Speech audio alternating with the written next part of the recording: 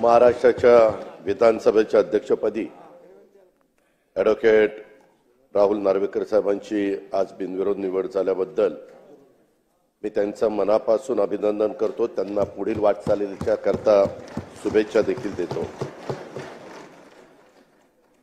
त्यांची बिनविरोध निवड होण्यापाठीमागचं कारण म्हणजे त्यांच्यामध्ये नेतृत्व गुणांची, कार्यक्षमतेची आणि त्यांच्या अनुभवाची ही पोचपावती आहे असं म्हटलं तर काही चुकीचं ठरेल असं मला वाटत नाही। 15व्या विधानसभेत निवडून आलेल्या सर्व नवनिर्वाचित सदस्यांचा देखील मी आजच्या निमित्तानं मनापासून अभिनंदन करतो। त्या सर्वांना पुढच्या वाटचालीच्या करता शुभेच्छा देखील देतो। अध्यक्ष महोदय, खरं तर सभागृहाचे नेते देवेंद्रजींनी आणि उपमुख्यमंत्री एकनाथराव शिंदे साहेबांनी आपल्याबद्दल खूप काही त्या ठिकाणी सांगितलं।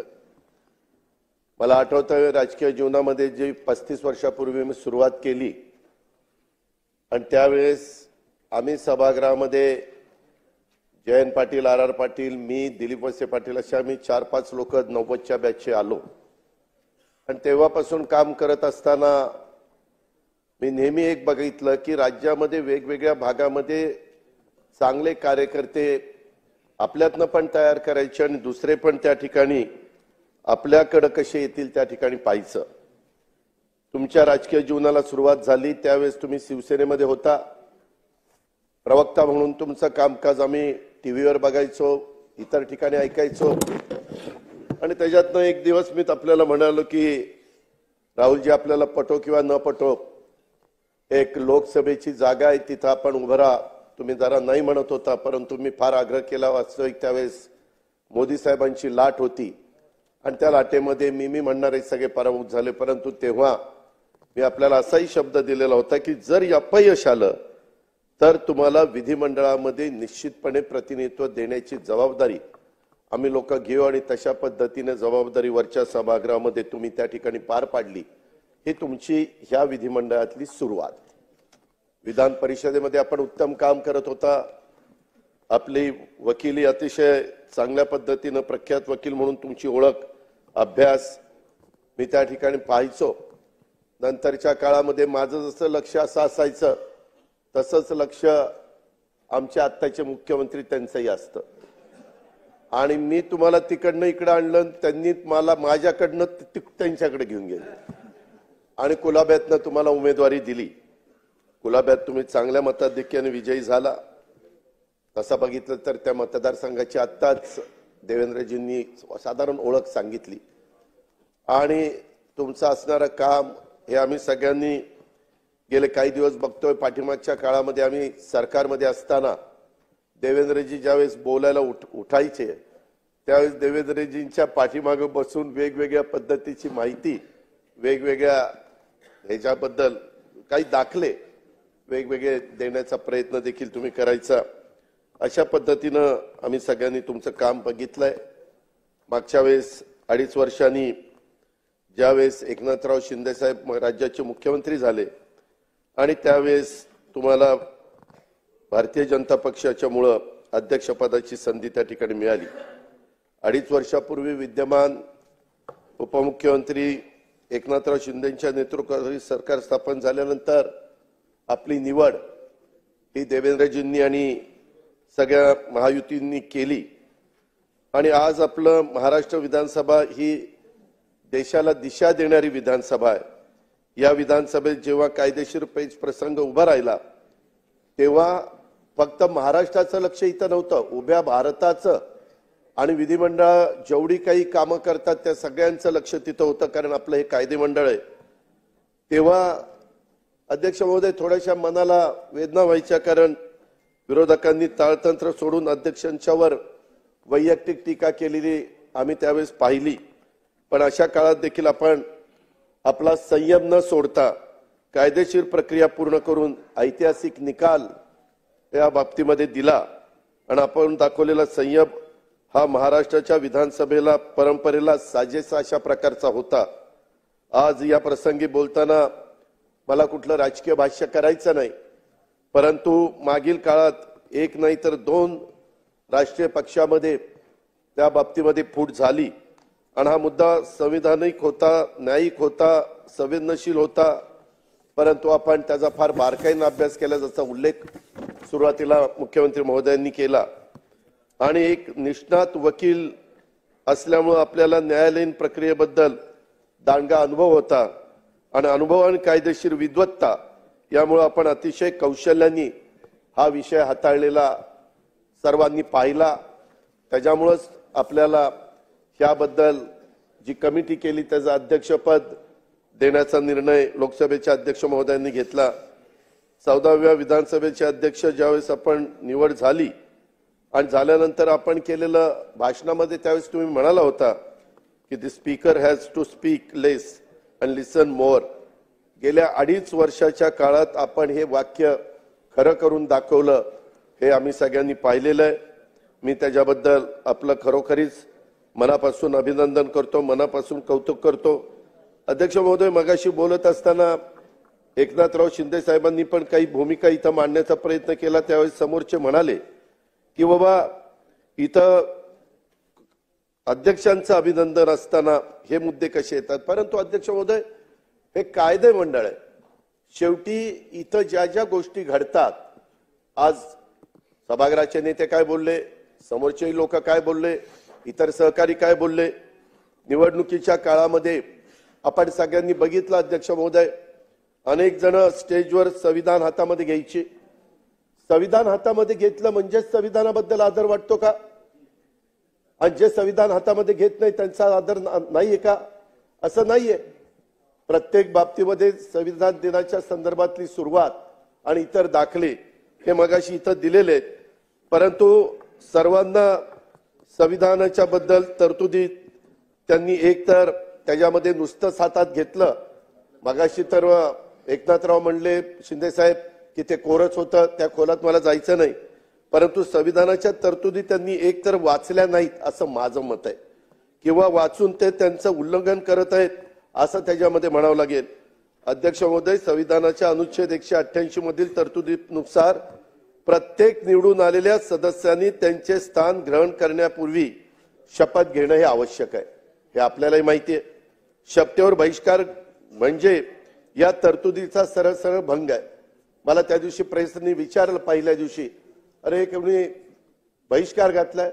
म्हटलं आजच्या दिवस बहिष्कार आहे, उद्या जर नाही शपथ घेतली तर यांना सभागृहात बसता येणार नाही. उद्या गप गुमानी शपथा घेतील, काय काळजी करू नका. जरा कळ काढा. कळ काढली की शपथा त्या ठिकाणी झाल्याच. अध्यक्ष महोदय, संविधानाच्या अनुच्छेद आर्टिकल 324 नुसार निवडणूक घेण्याचा अधिकार हा निवडणूक आयोगाला दिलेला आहे, कायद्याने दिलेला आहे, नियमाने दिलेला आहे, देशाने दिलेला आहे. हा सामान्य जनतेला अधिकार नाहीये. अध्यक्ष महोदय, अनुच्छेद 329 मधील तरतुदीनुसार एखाद्या सदस्याच्या निवडीला जर आव्हान द्यायचं असेल तर ते इलेक्शन पिटिशन न दाखल करून द्यावं लागतं. इलेक्शन पिटिशन दाखल करून ते द्यावं लागतं. या संविधानातील मार्गाचा वापर करणं आवश्यक आहे. उगीच काहीतरी स्टंटबाजी करायची, मार्कडवाडी करता आम्हालाही आपलेपणा आहे, प्रेम आहे, जिव्हाळा आहे, पण कारण नसताना एक असा भाऊ करायचा. एक तर कधीतरी लक्षामध्ये घ्या की आपला करेक्ट कार्यक्रम झालेला आहे, त्याच्यामध्ये आपल्याला जनतेने नाकारलेलं आहे. त्यामध्ये जर आकडे काढायचं म्हटलं तर इतक्या मोठ्या प्रमाणावर म्हणजे 48% महायुतीला मतं आहेत आणि 33% समोरच्यांना मतं आहेत. आता एवढा फरक असल्यानंतर दारुण पराभव होणार तरी देखील काही ना काही आकडे, मी आज त्याच्याबद्दल जास्त बोलणार नाही, नागपूरच्या अधिवेशनामध्ये मी सांगेन, काही सांगितलेलं आहे हे इतके मतं मिळाली आणि मग इतके निवडून आले आणि त्यांचे इतके मिळाले, ते सगळं मी दाखवीन. सभागृहालाही दाखवीन, सभागृहाच्या माध्यमातून महाराष्ट्रालाही दाखवीन. आमची बाजू खरी आहे, त्याच्यामध्ये कुठेही खोट नाहीये. जनतेने आमच्यावर विश्वास दिलेला आहे आणि या विश्वासाला आम्ही पण, अध्यक्ष महोदय, ज्यावेळेस 5 महिन्यापूर्वी लोकसभेच्या निवडणुका झाल्या त्यावेळेस महायुतीला 42 पॉइंट काही टक्के मतं होती आणि आघाडीला 43% मतं होती. 0.6% फरक होता, पॉइंट म्हणजे अर्धा टक्क्याच्या आतच. तरी देखील आमच्या जागा किती आल्या? आमच्या जागा 17 आल्या आणि यांच्या जागा 31 आल्या. आम्ही रडत नाही बसलो. ठीक आहे, जनतेचा कौल आहे. तेव्हा ईव्हीएम कसं चांगलं वाटत होतं, तेव्हा गारगार वाटायचं, ईव्हीएम चांगलं वाटायचं. आणि आता गारगार वाटतंय का गरम वाटतंय ते तुमचं तुम्हीच बघा. अध्यक्ष महोदय, संविधानाच्या भाग 3 मध्ये तुमचं आमचं सर्वांचं नागरिक म्हणून मूलभूत हक्क नमूद केलेले आहेत. त्यात भाषण स्वातंत्र्य, इतरही अनेक स्वातंत्र्य आहेत. त्यात नमूद केलेले हक्क देणं शासनावर बंधनकारक आहे. त्यात कुठेही समांतरपणे पुन्हा निवडणूक घेण्याचा हक्क नाही. संविधानातील त्या यंत्रणाचे अधिकार, मग ते न्यायालय असो, निवडणूक आयोग असो, त्यांनीच ते वापरले पाहिजेत. नाही तर अराजक माझे घटनेचे शिल्पकार डॉक्टर बाबासाहेब आंबेडकरांनी हे ओळखूनच प्रत्येकाचे अधिकार व अन्याय झाला तर न्यायासाठी प्रक्रिया ठरवून दिलेली आहे, तिचा वापर त्या ठिकाणी केला पाहिजे. त्या प्रकारे न्याय मागण्याचा प्रयत्न अध्यक्ष महोदय केला पाहिजे. आज आपण ज्या पदावर बसलेला आहेत, मला एका गोष्टीची जाणीव आहे की सभागृहामध्ये संख्या जर बघितली, अध्यक्ष महोदय 62ला म्हणतात की 222 समोर सत्ताधारी पक्षाचे होते आणि बाकीचे विरोधी पक्षाचे होते. महाराष्ट्राच्या इतिहासामध्ये पहिल्यांदा 288 जागा निवडून देत असताना 237 आमदार महायुतीचे निवडून आले. 237. अनेकांच्या लाटा आल्या, अनेकांच्या लाटा गेल्या, परंतु इतकं निर्विवादपणे बहुमत कुणालाही मिळालेलं नव्हतं.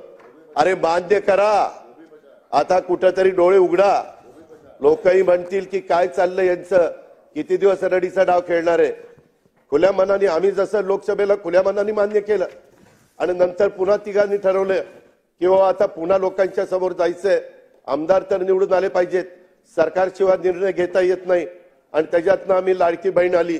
लाडक्या बहिणीनं आम्हाला सगळ्यांना इथं बसवलं, हे लक्षात ठेवा. जे आहे ते आहे, मान्य करायला शिकलं पाहिजे.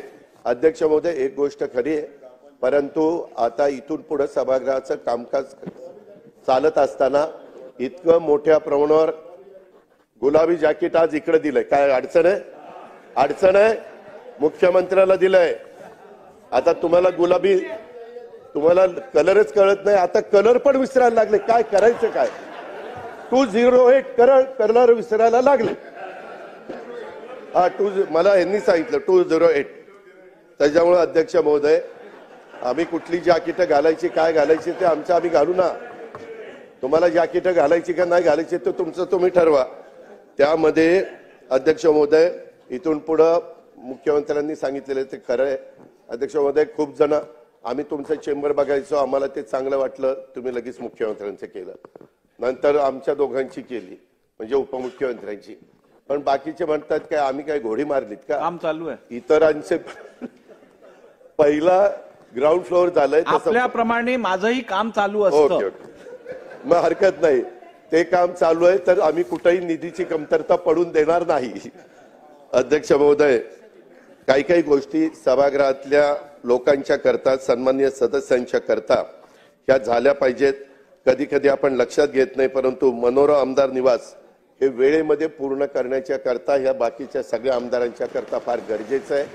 आपण अतिशय चांगला प्लॅन केलाय, त्याच्याबद्दल दुमत नाही अध्यक्ष महोदय, परंतु विक्रमी वेळेत ते पूर्ण व्हावं आणि लवकरात लवकर सगळ्या आमदारांना दोन्ही बाजूच्या चांगल्या दर्जाच्या निवासाची व्यवस्था त्या ठिकाणी व्हावी, अशा प्रकारची अपेक्षा मी या निमित्तानं या ठिकाणी करतो.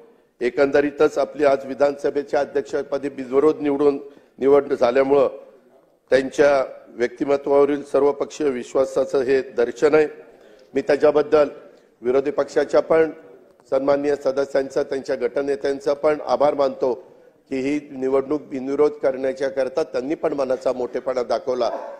निर्विवादपणे आपण निवडून येणार होता ही तर काळ्या दगडावरची रेघ आहे, पण तरी देखील त्याच्यात एक मनाचा मोठेपणा या समोरच्यांनी दाखवला, त्याबद्दल मी त्यांनाही धन्यवाद देईन. अध्यक्ष महोदय, आपल्या नेतृत्वाखाली आपल्या विधानसभेचं काम अधिक परिणामकारक आणि लोकहितकारी होईल याबद्दल आमच्या कुणाच्याही मनामध्ये तिळमात्र शंका नाही. मी पुन्हा एकदा आपलं अभिनंदन करतो. तुम्हाला पुढच्या वाटचालीच्या करता मनापासून शुभेच्छा देतो. धन्यवाद आणि थांबतो.